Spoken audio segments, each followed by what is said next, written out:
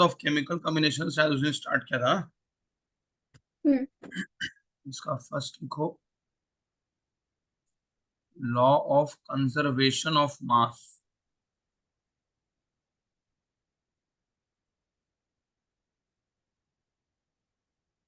It states that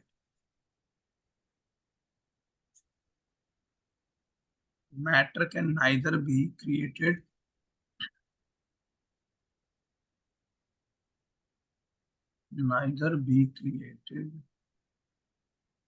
nor destroyed। Nor with strong. ये तो सुना है ना पहले। हम कुछ भी कर लें, जो yes sir. Total total mass या टोटल अमाउंट है वो उतना ही रहेगा। कुछ भी हम केमिकल रिएक्शन कर दें, लेकिन जो पूरी यूनिवर्स में टोटल है वो हमेशा कांस्टेंट है, वो चेंज नहीं हो सकता है ना। Yes sir. तो ये जो रिएक्टेंट्स है, रिएक्टेंट्स मतलब जो रिएक्ट किए, है ना। और जो बाद में क्या है, प्रोडक्ट। एक्सपेरिमेंटली क्या किया गया, इनका चेक किया गया कि इसका कितना मास है रिएक्टेंट्स का, और जो प्रोडक्ट्स आए उसका टोटल कितना मास है। प्रोडक्ट्स मतलब खाली वो नहीं, जो है जो हवा बन के उड़ जा रहा है वो भी, सबका मास चेक किया तो देखा कि हमेशा इक्वल ही है। मतलब जितना भी मास पूरे रिएक्टेंट्स का होगा उतना ही मास प्रोडक्ट का भी होगा, है ना। ये हो गया फर्स्ट। ठीक है। हम्म। सेकंड है law of definite proportion. Law of definite proportion. Proportion तो पता होगा, रेशियो, यस सर। है ना।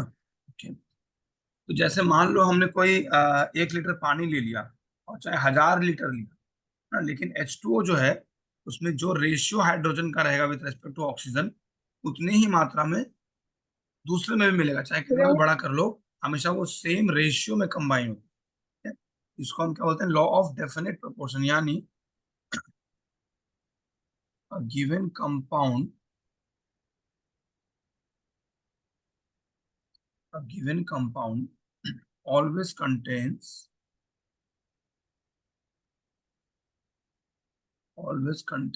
exactly the same proportion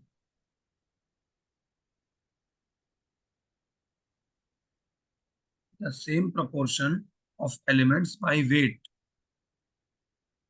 of elements by weight।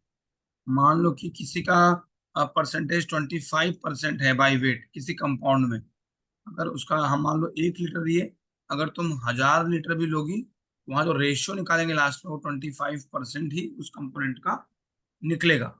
ये समझ में आया। यस। Yes sir. किसने, किस साइंटिस्ट ने कौन सा दिया, पहला वाला दिया Antony लेवजर, LAVOI, VOLAVOISIER।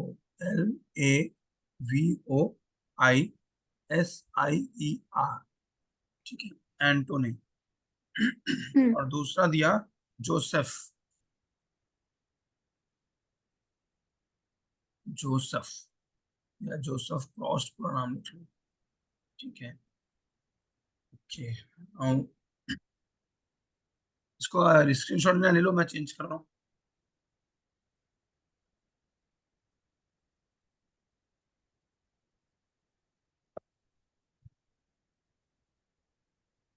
Yes sir. Third, law of multiple proportions. Multiples तो पता ही है, जैसे 2 का मल्टीपल क्या क्या है, 4 6 है, जाते हैं ना 8, मल्टीपल्स, है ना। तो according to this law, if two elements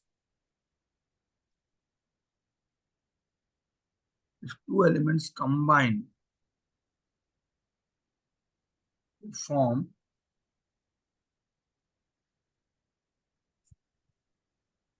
more than one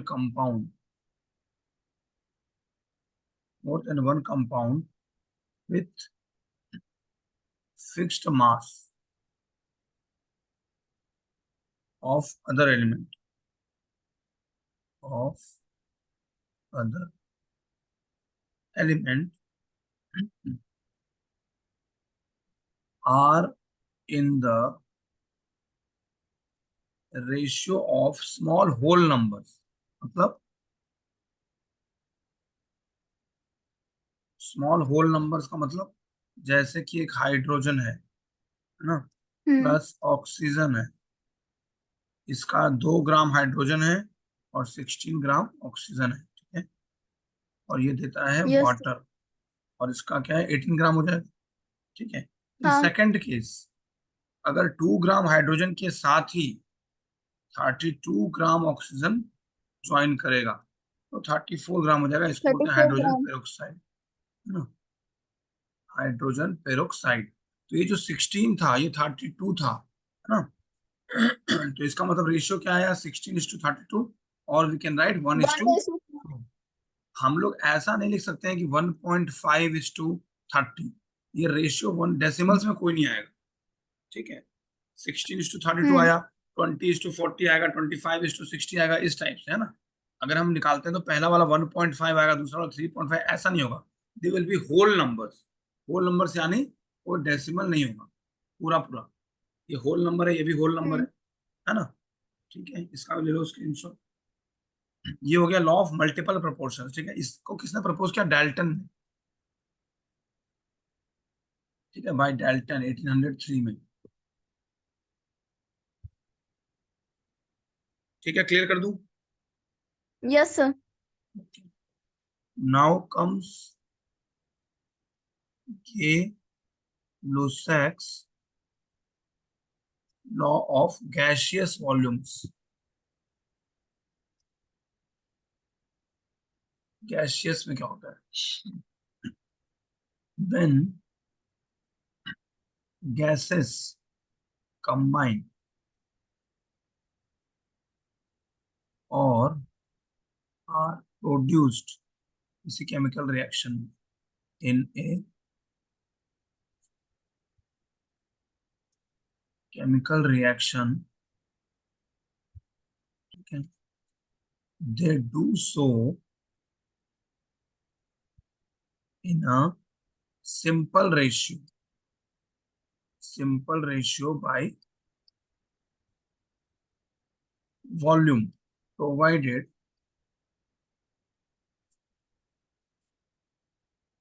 all gases are at same temperature और प्रेशर सेम रखेंगे, कुछ और एक्सपेरिमेंट नहीं करेंगे, है ना। हम लोग एनवायरमेंट को चेंज नहीं कर सकते किसी और चीज को चेक करने के लिए, ठीक है, ओके। सर कोई लाइन, फर्स्ट लाइन पे क्या है?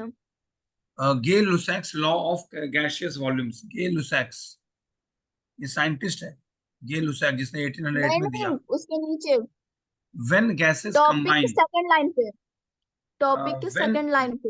हाँ वही बोलो, व्हेन गैसेस कंबाइन, जब दो गैसेस जुड़ते हैं, दो या दो से ज्यादा, लाइन होता व्हेन है। गैसेस कंबाइन और आर प्रोड्यूस्ड, या फिर किसी केमिकल रिएक्शन में गैसेस बन रहा है, दोनों कंडीशन हो सकता है, या तो दो गैस कंबाइन हो रहे हैं और are produced in a chemical reaction, ठीक है, they do so yes. In a simple ratio by volume. By volume भी देखेंगे, वो हमने क्या देखा था, बाय वेट, पिछले वाले में क्या देखा था, ग्राम में, यस सर। हम्म। और यहाँ क्या हो जाएगा, बाय वॉल्यूम। जैसे एक 100 ml मान लो हाइड्रोजन, ठीक है, और प्लस क्या है ये ऑक्सीजन, ये मान लो 50 ml, ये सब गैसियस फॉर्म में है, ठीक है। तो मान लो ये वाटर देता है 100 ml में, ठीक है। तो volumes of hydrogen and oxygen अगर हम देखेंगे, है ना, तो पहले क्या था 100, यस सर। और फिर क्या आ गया 50, यानी कि इसका हम्म। रेशियो क्या हो जाएगा, 2:1। 2:1। तो ये भी हमेशा होल नंबर्स में ही होते हैं, जैसे लास्ट में बताया था कि होल नंबर होंगे, डेसिमल्स नहीं होगा, इसमें भी कोई डेसिमल पार्ट नहीं होगा, ठीक है, इतना नहीं समझ होगा। में आ गया। इसका भी यस स्क्रीनशॉट सर। ले लो। नेक्स्ट पे चलते हैं।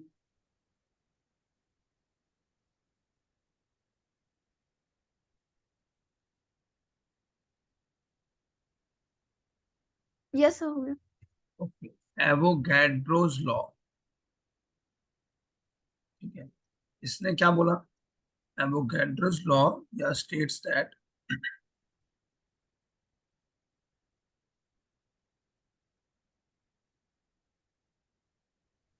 that equal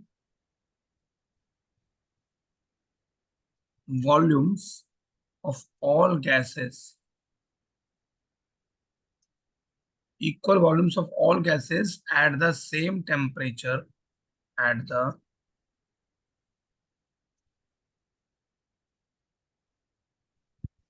same temperature and pressure should contain equal number of molecules, equal number of molecules. अगर equal volumes of all gases ले लें, ठीक है, कोई भी गैस, ठीक है, मान लो कि एक गैस लिया है हमने, उसका वॉल्यूम है मान लो 1000 लीटर, ठीक है, और दूसरा गैस को ले लिया, उसका वॉल्यूम भी लिया 1000 लीटर, ठीक है, at the same temperature and pressure, तो मॉलिक्यूल्स दोनों के अंदर सेम नंबर्स के निकलेंगे। अगर इसमें एक्स मॉलिक्यूल्स हैं तो इसमें भी x number of x molecules ही होंगे, ठीक है। ये किसने कहा? एवोगैड्रो ने, ठीक है। इसके बाद हम पढ़ेंगे एवोगैड्रोस नंबर वगैरह, ठीक है। ये समझ में आ गया? ओके, इसका भी ले लो, मैं चेंज कर रहा हूँ फिर। यस सर, ले चुके। Okay, now we will talk about Dalton's atomic theory. Dalton ने दिया, एटम के बारे में दिया और एक थ्योरी दिया, उसके हिसाब से क्या था, इसीलिए बोलते हैं डाल्टन्स एटॉमिक थ्योरी, मतलब एज पर डाल्टन, ठीक है, उसने क्या क्या बताया। First point given by Dalton was matter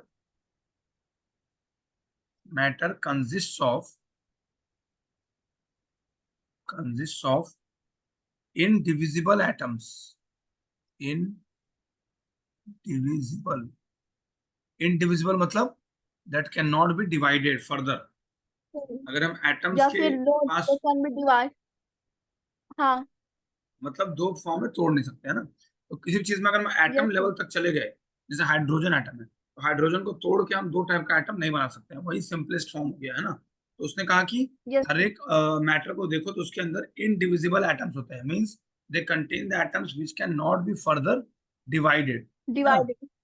okay, और क्या बोला? All atoms of A given element, कोई भी एलिमेंट मान लो लेते हैं, have identical properties, including identical mass, identical ठीक है, and atoms of different elements have different mass, atoms of different elements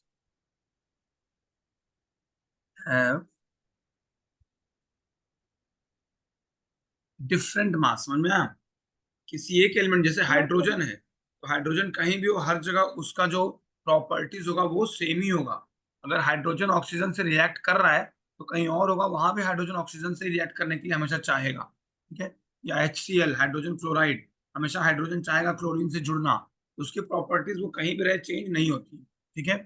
तो इसका मतलब आइडेंटिकल प्रॉपर्टीज, इंक्लूडिंग आइडेंटिकल मास, ठीक है। जैसे मान लो तुमने किसी का भी मास ले लिया, ठीक है, जैसे किसका ले, जैसे मान लो क्लोरीन, इसका एटॉमिक मास कितना होता है पता है? 70। वो तो एटॉमिक नंबर होता है, इसका होता है 35.5, ठीक है। यस तो क्लोरीन जहां भी है, चाहे HCl हो, चाहे Cl2 कहीं और हम यूज कर लें, ठीक है, कहीं भी देखेंगे तो उसका जो मास एक फ्लोरीन एटम का होगा वो हमेशा 35.5 ही रहेगा, ठीक है। atoms of different elements have different masses, hydrogen, helium, lithium, beryllium, boron, carbon, ऐसे लेते जाएंगे तो सबके मासेस जो हैं वो हमेशा डिफरेंट होंगे, सेम मास नहीं हो सकता है, ठीक है, as per Dalton's atomic theory. ठीक है, समझ में आया? सेकंड पार्ट पॉइंट हुआ, अभी और पढ़ेंगे, तो इतना लिख लो या स्क्रीनशॉट ले लो। यस सर, स्क्रीनशॉट ले चुके। Okay, third, compounds are formed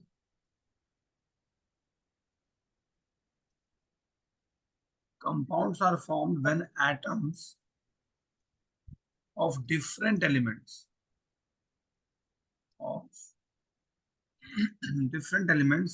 combine in a fixed ratio. ठीक है, अगर दो अलग अलग एटम्स जुड़ रहे हैं तो वो क्या बनता है, कंपाउंड बनता है। जैसे H2O कंपाउंड है, हाइड्रोजन ऑक्सीजन अलग Yes, एलिमेंट्स थे, है ना। तो of different elements combine in fixed ratio, और रेशियो हमने पहले ही बात किया कि हमेशा फिक्स्ड रेशियो में ही कंबाइन होते हैं, है ना। जैसे हाइड्रोजन ऑक्सीजन का जो रेशियो यहाँ पर है वही रेशियो हमेशा मेंटेन करेगा जब भी वो ऑक्सीजन से रिएक्ट करेगा। ठीक है, yes, sir. Okay. Now chemical reactions, fourth, chemical reaction involve reorganization of atoms.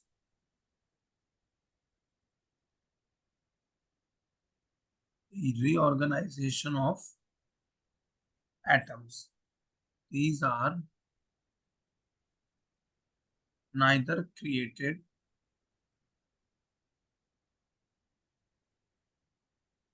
nor destroyed in a chemical reaction.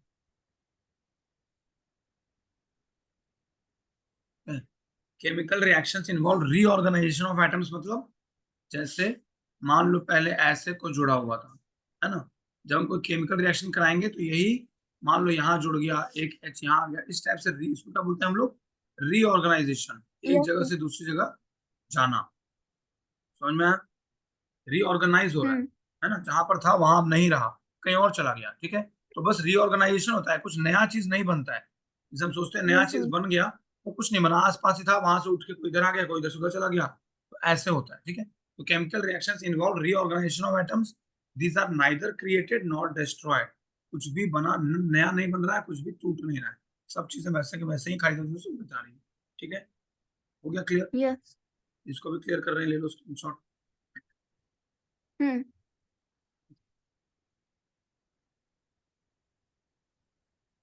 Atomic mass मतलब तो पता ही होगा, एक एटम का जो मास होता है उसको एटॉमिक मास, है ना। Yes, sir. इसका definition, one atomic mass unit, one atomic mass unit या फिर बोलते हैं AMU, ठीक है, is defined as a mass exactly equal to, exactly equal to 1/12, 1/12वां भाग है, 1/12 of the mass of one carbon 12 atom. Carbon 12 क्या है, एक आइसोटोप है कार्बन का। आइसोटोप मतलब पता है Yes, sir. क्या होता है, बताओ डेफिनेशन। Isotop क्या isobar? आइसोटोप, ऐसा एटम जिसका जिसका नंबर सेम, प्रोटॉन सेम रहता है बट न्यूट्रॉन का नंबर डिफरेंट हो जाता है।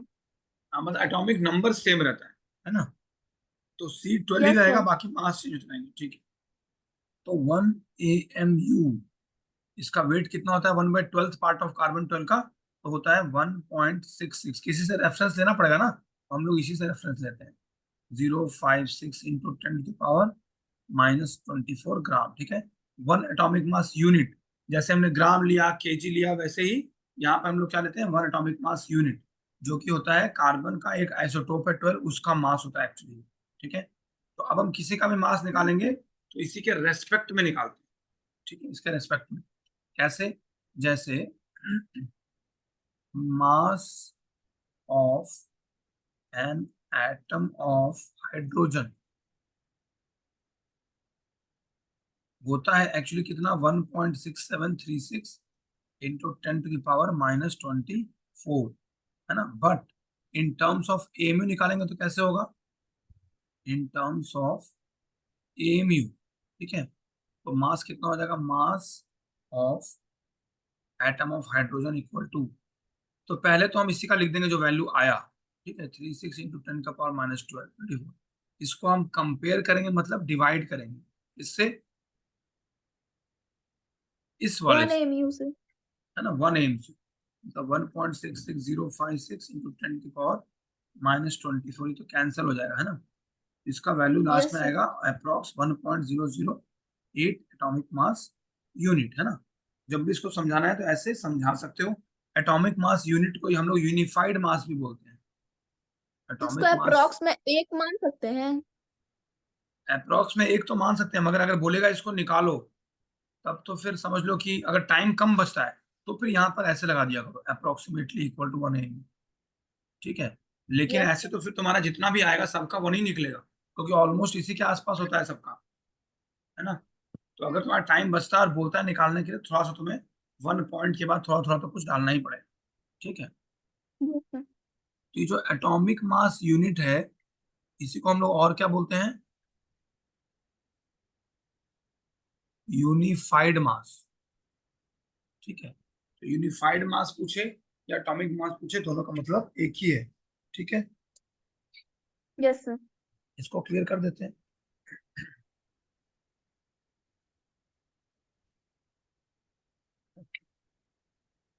नाउ एक है एवरेज एटॉमिक मास, ठीक है। जैसे तुम्हें एक टेबल दिया हुआ है, ठीक है?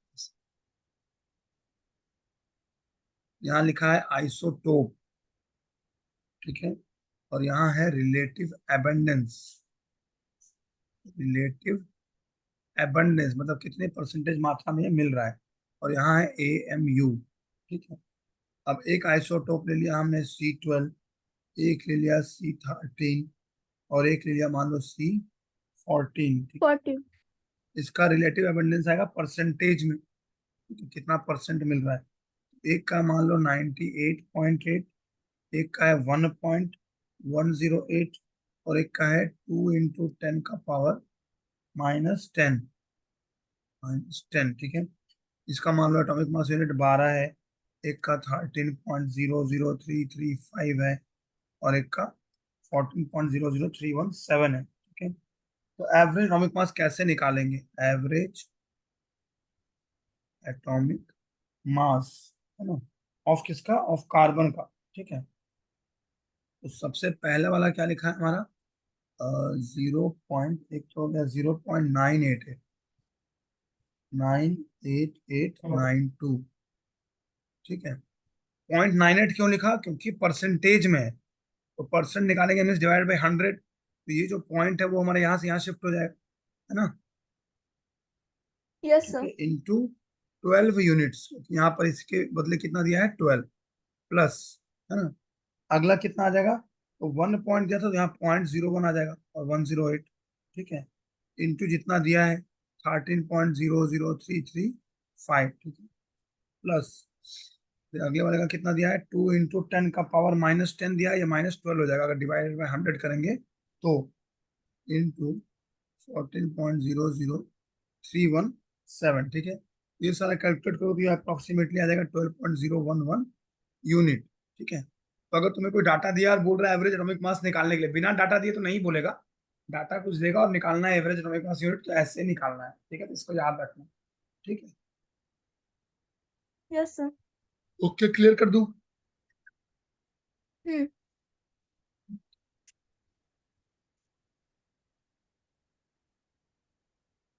नाउ आता है मॉलिक्यूलर मास, मतलब मास ऑफ द मॉलिक्यूल, है ना। It is the sum of atomic masses of the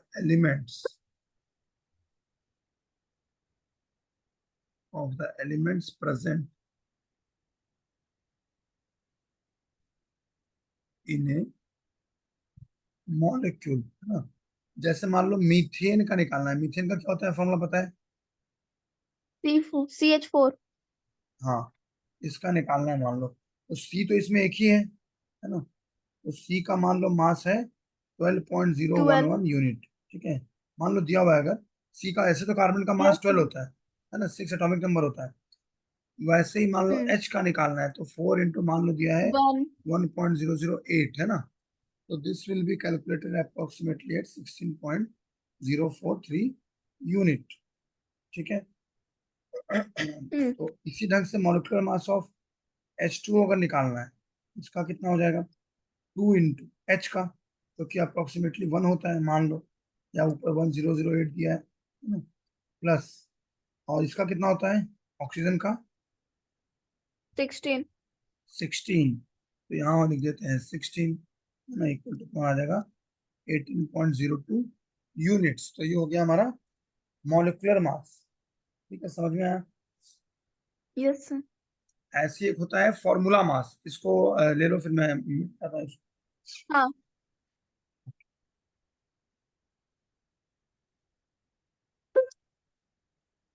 formula mass कैसे निकालते हैं, मान लो तुम्हें निकालना है सोडियम क्लोराइड का,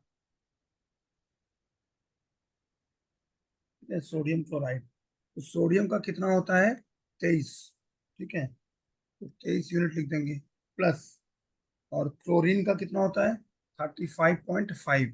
समझ लो 0.5। एटॉमिक नंबर के ऑलमोस्ट डबल ही आता है, ठीक है। जैसे सोडियम का 11 होता है एटॉमिक नंबर, तो उसका हो जाएगा एक डबल 22, उसी के आसपास में आएगा, ठीक है।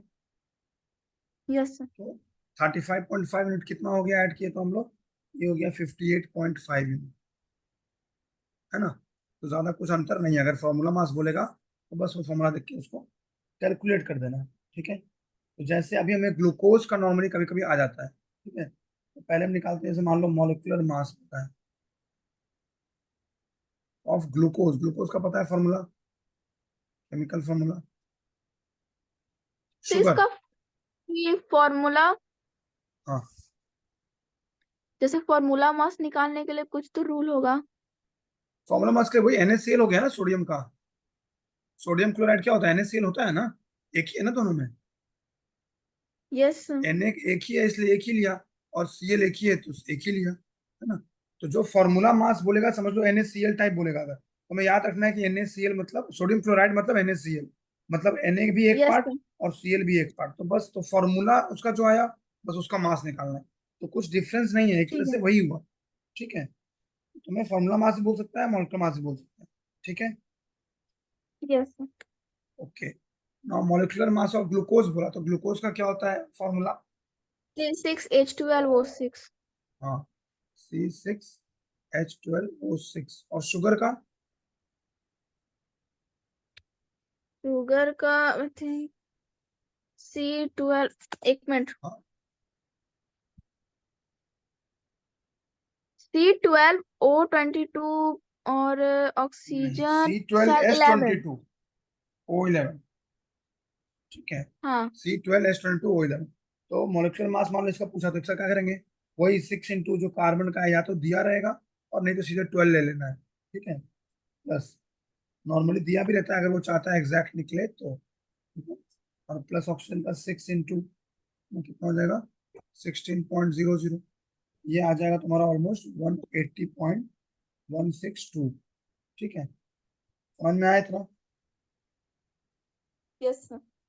ओके, तो इसका ले लो, मैं फिर क्लियर कर देता हम्म। हूँ। वन मोल का मतलब क्या होता है, मोल सुना होगा, one mole is the amount of a substance, hmm. is the amount of a substance that contains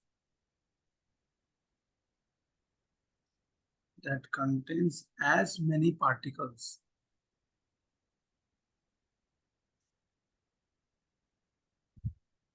as there are atoms in in exactly 12 gram of C12 isotope, ठीक है, जितना 12 ग्राम ऑफ C12 आइसोटोप में atoms होंगे, है ना, उतने ही atoms हम मान के चलेंगे, तब उसमें कितने पार्टिकल्स आएंगे उसको हम क्या बोलेंगे, 1 मोल। समझ में आया? Yes, sir. 1 mole is the amount of a substance, इतना अमाउंट लेंगे सब्सटेंस का that contains as many particles. मान लो 12 ग्राम ऑफ कार्बन में एक्स नंबर ऑफ पार्टिकल्स हैं, इसमें उतना ही पार्टिकल्स लेंगे, ठीक है। फिर देखेंगे इसमें अमाउंट ऑफ सब्सटेंस कितना है, ठीक है, अमाउंट ऑफ सब्सटेंस कितना लिया हमने, दैट कंटेन्स एज मेनी। जब हम एक्स ले रहे हैं तो ये अब कितना ग्राम आ रहा है ना। तो Yes, sir. 1 mole is the amount of a substance that contains as many particles as there are atoms in exactly 12 gram of C12 isotope, ठीक है। इसका कैलकुलेशन में और क्लियर हो जाएगा, करेंगे तो पता चलेगा, ठीक है।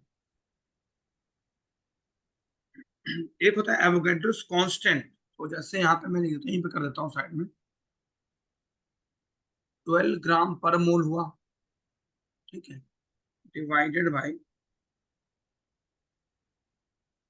1.99 अप्रोक्स ले लो, इंटू 10⁻⁻23, ठीक है। ये क्या है, in order to determine the number precisely mass of carbon 12 atom was determined by mass spectrometer. हमने मास ऑफ कार्बन 12 एटम निकाला बाय स्पेक्ट्रोमीटर, ठीक है, उससे बहुत एक्यूरेट निकलता है। तो वो हमें कितना मिला, Yes, sir. 1.99 और 264 इसके आगे भी है लेकिन उसकी जरूरत नहीं पड़ेगी, इतना ग्राम, ठीक है। तो हमने इसको जब डिवाइड किया तो इसके बाद इसकी वैल्यू कितनी आई, 6.02 इंटू 10⁻23। तो इतने एटम्स निकल आए एक मोल में, है ना, इतने एटम्स हाँ. पर मोल। 6.02 इंटू 23 इसका वैल्यू आया, ये जो हमने डिवाइड किया उसके बाद, ठीक है। तो ये जो आया इसी को हम बोलते हैं एवोगैड्रोस कांस्टेंट, यहीं पे मैं लिख दे रहा हूँ,